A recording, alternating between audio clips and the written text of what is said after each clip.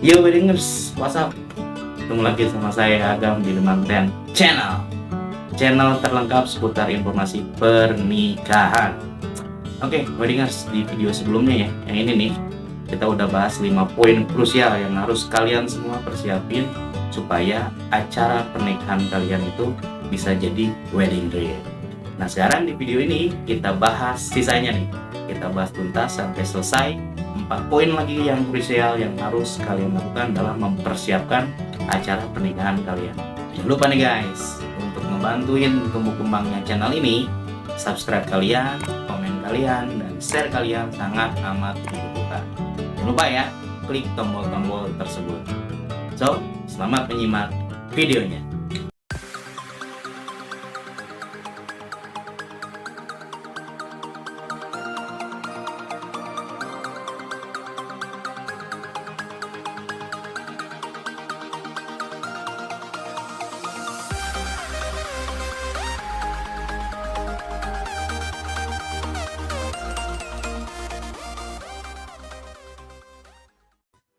Kita masuk poin ke-6 dalam proses mempersiapkan acara pernikahan kalian, yaitu menentukan lokasi acara.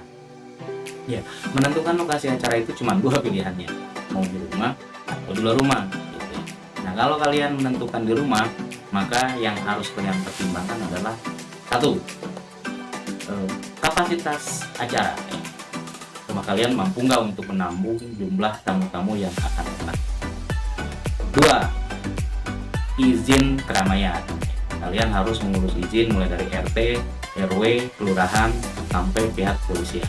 Dan untuk masa-masa COVID-19 ini, kalian juga harus mengurus izin dari gugus depan COVID-19.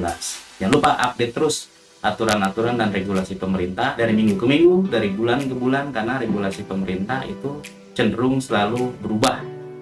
Kayak hari ini nih, saat video ini diupload, pemerintah dalam kondisi PPKM level sekian. Lalu kalian juga harus pertimbangkan kapasitas listrik ya, karena acara pernikahan itu membutuhkan kapasitas listrik yang cukup besar dan sesuai dengan kapasitas listrik di rumah kalian. Bisa minta tolong ke PLN atau saudara-saudara kalian yang memang mumpuni ya, punya keahlian dalam bidang listrikan. Berikutnya adalah kebersihan ya. Kalian harus pikirkan kebersihan di rumah kalian sebelum acara dimulai, saat acara dimulai, dan saat setelah acara selesai. Kebersihannya harus kalian pikirkan, siapa yang nanti akan menjadi penanggung jawab kebersihan. Lalu yang berikutnya adalah keamanan dan ketertiban. Ya, kalian harus minta tolong ke aparatur setempat ya, RT, RW, dan kelurahan, sampai kepolisian untuk membantu ketertiban dan keamanan di parkir dan seterusnya. Nah, cukup jelas ya. Berikutnya, kalau kalian memutuskan untuk menyelenggarakan acaranya itu di gedung pernikahan atau di ballroom hotel, kebutuhan-kebutuhan yang barusan aja saya sebutin itu biasanya diurus sama mereka. Namun ada hal-hal yang harus kalian tanyakan dan konfirmasi ke pihak gedung atau ballroom terkait dengan penambahan biaya. Penambahan biaya dengan penambahan fasilitas yang akan kalian beli. Biasanya di gedung pernikahan itu mereka meminta tambahan untuk beberapa poin. Yang pertama itu panggung. Nggak semua gedung pernikahan itu punya panggung pelaminan. Ada beberapa gedung pernikahan atau ballroom hotel yang memang kita harus sediakan sendiri panggung pelaminan. Dan yang sebagian besar malah mereka sama sekali nggak punya atau tidak menyediakan fasilitas panggung untuk musik. Jadi 2 panggung ini, panggung pelaminan dan panggung musik, harus kalian konfirmasikan ke pihak venue apakah mereka menyediakan fasilitas tersebut atau kalian semua harus ngacas untuk fasilitas tersebut. Lalu berikutnya kapasitas listrik. Mereka hanya ngasih kapasitas listrik yang standar ya, mulai dari yang ngasih 5.000 watt sampai yang 10.000. Umumnya acara-acara pernikahan yang diselenggarakan di gedung atau di ballroom hotel itu kapasitas listriknya rata-rata sekitar 15 ribuan ke atas ya. Nanti mereka biasanya minta tambahan cas untuk penambahan daya listrik. Berikutnya adalah biaya kebersihan.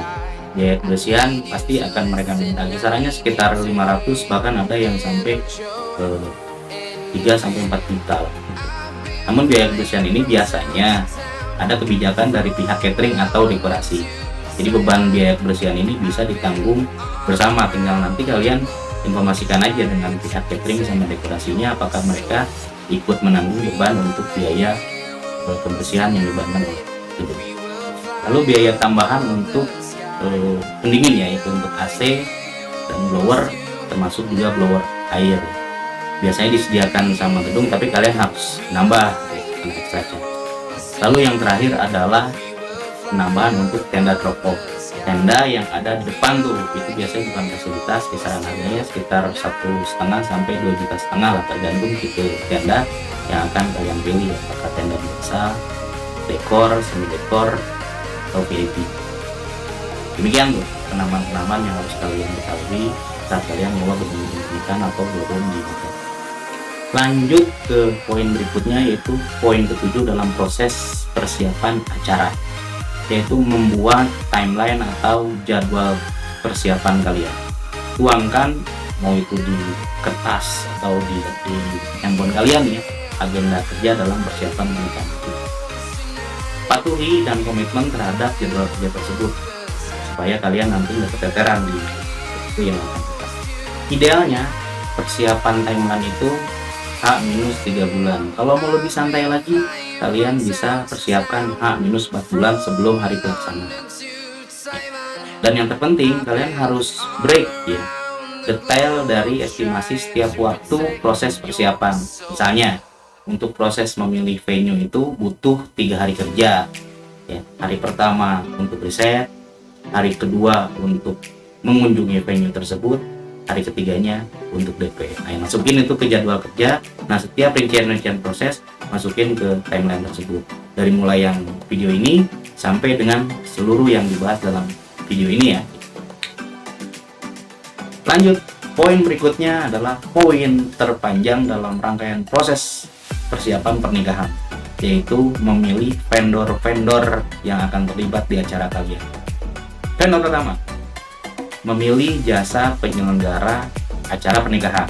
Kalau kalian pengen pakai jasa ini ya, dan seterusnya. Perlu kalian ketahui bahwa jasa penyelenggara pernikahan itu terbagi menjadi 3 kategori ya, jadi nggak bisa disamakan semua. Ada wedding organizer, ada wedding planner, ada wedding service atau penjual paket pernikahan. Masyarakat kenalnya atau mengenal mereka dengan istilah wedding organizer aja, mungkin termasuk kalian semua ya. Nah, 3 bagian dari jasa penyelenggara pernikahan ini punya teritori yang berbeda. Yang pertama, wedding organizer itu hanya bekerja pada hari H saja, yaitu hari akad dan resepsi.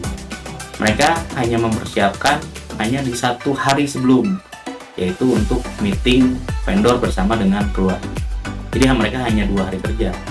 Mungkin ada satu lagi yang meeting keluarga dipisahkan dengan meeting vendor.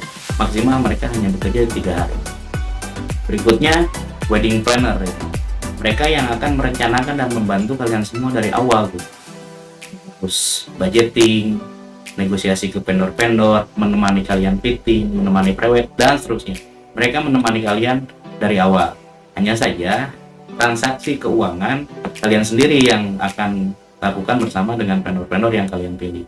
Jadi mereka hanya murni menerima pembayaran dari jasa mereka saja. Dan yang ketiga, itu penjual paket pernikahan ya. Jadi kalian enak tuh, tinggal 1 pintu bayar ke mereka.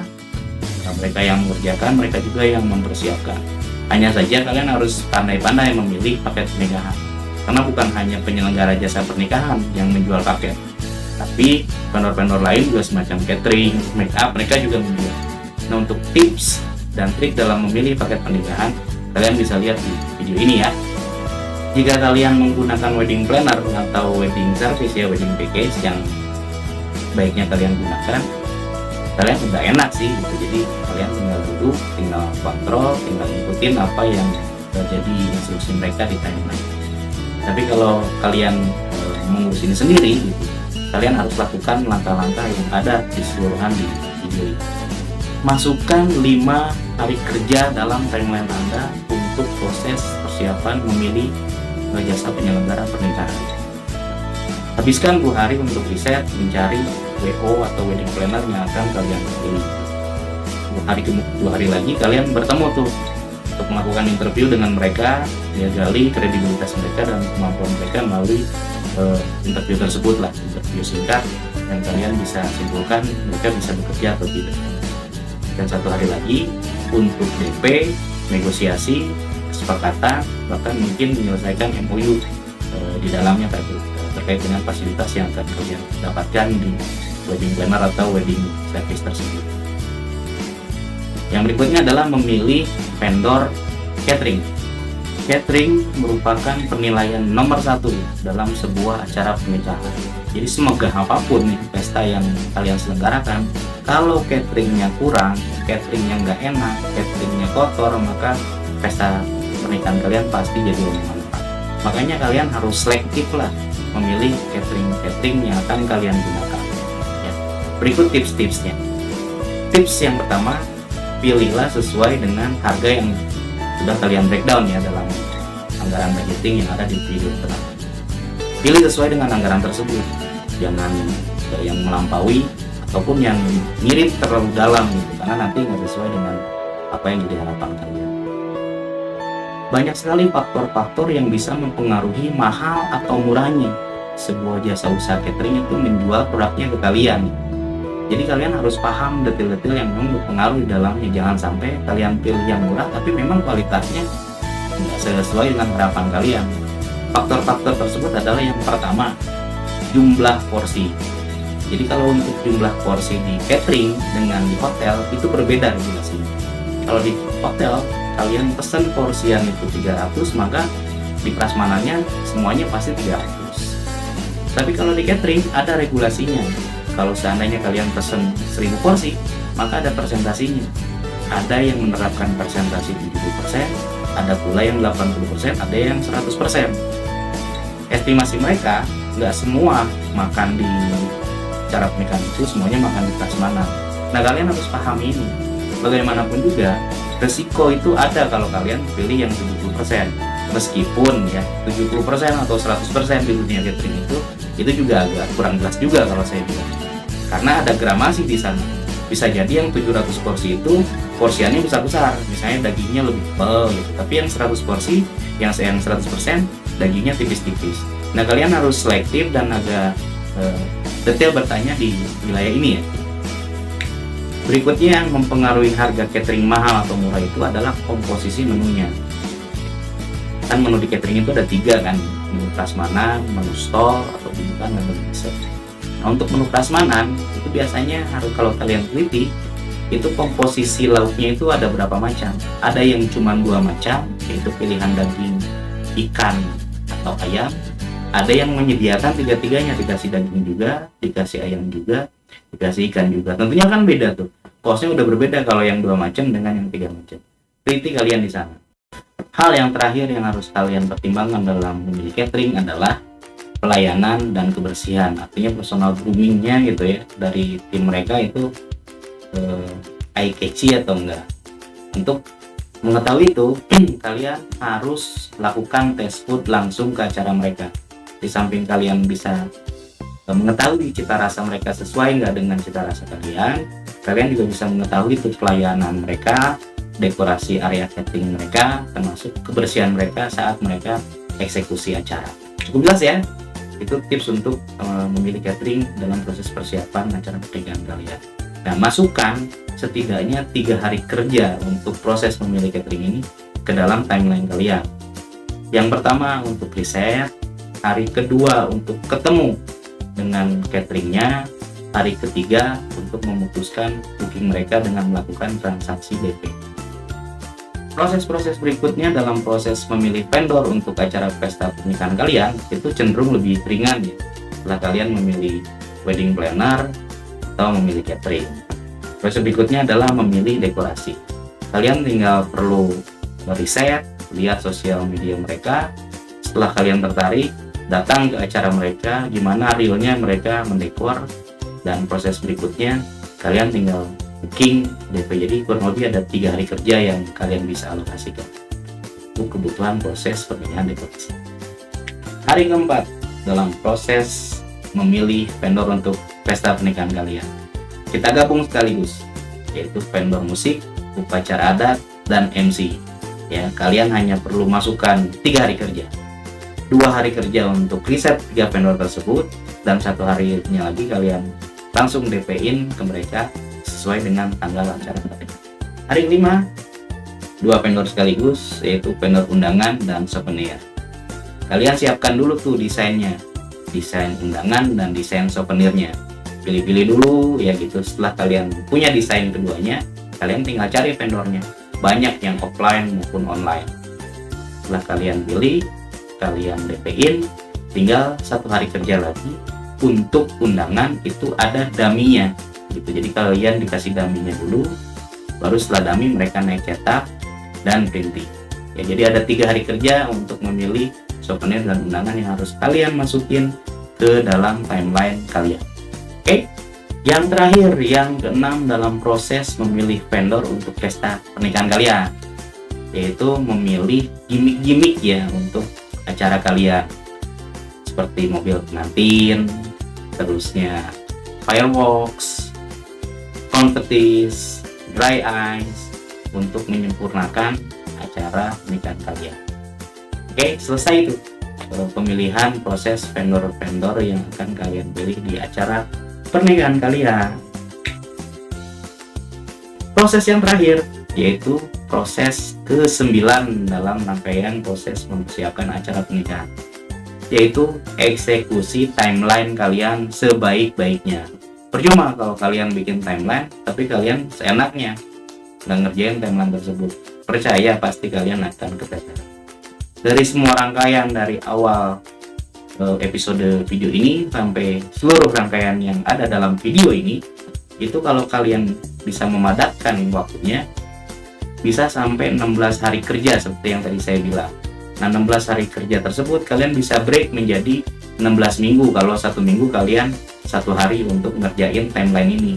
Jadi ada 16 minggu atau 3 bulan lebih yang harus kalian alokasikan waktu kalian untuk ngurusin acara ini. Saya pikir 16 hari kerja atau 16 minggu atau 3 bulan yang harus kalian alokasikan untuk acara sekali seumur hidup itu menjadi waktu yang memang harus betul-betul kalian prioritaskan, supaya wedding dream atau impian pernikahan kalian itu bisa betul-betul terrealisasi dengan sempurna. Selesai sudah video mempersiapkan acara pesta pernikahan kalian, sudah saya buat dengan yang sebenar-benarnya tanpa paksaan dari pihak manapun. Kalau ada yang masih kurang jelas dan mau ditanyakan, boleh tulis di kolom komentar atau japri langsung tuh, ada link WhatsApp-nya ke nomor saya. Apapun yang terkait dengan wedding kalian mau tanyain, gak usah ragu-ragu dan gak usah bayar. Bayarnya cukup klik subscribe, like, and share kalau memang kalian nilai video ini bermanfaat dan berguna bagi banyak orang.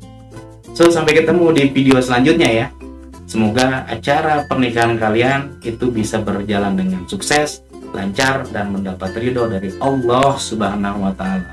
Amin ya Allah ya Rabbal. Wassalamualaikum warahmatullahi wabarakatuh.